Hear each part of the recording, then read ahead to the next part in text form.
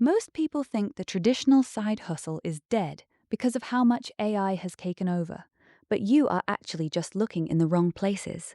If you want to put an extra $500 in your pocket every single month without quitting your day job, you need to stop chasing old trends from 5 years ago. The biggest problem right now is that everyone is trying to do the same saturated tasks that robots can do for free. You see people struggling to get freelance writing gigs or basic graphic design work because they are competing with software that works in seconds. It feels impossible to break through the noise when you are fighting against an algorithm that never sleeps. 3 ways to win big.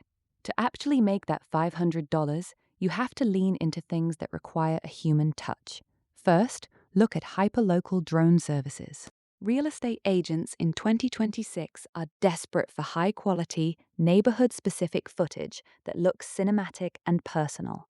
One weekend of filming 3 houses in your town can easily net you $200. Second, consider being a tech concierge for the elderly. As homes get more complex with smart systems and AI assistants, seniors need someone to come over and simply make things work. You aren't just fixing a router, you are providing peace of mind and human connection. Finally, try upcycling dumb tech.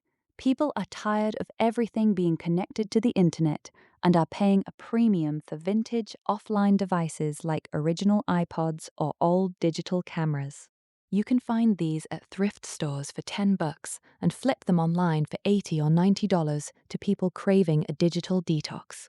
The key to this strategy isn't just about the money, but about finding the gap where technology meets human frustration.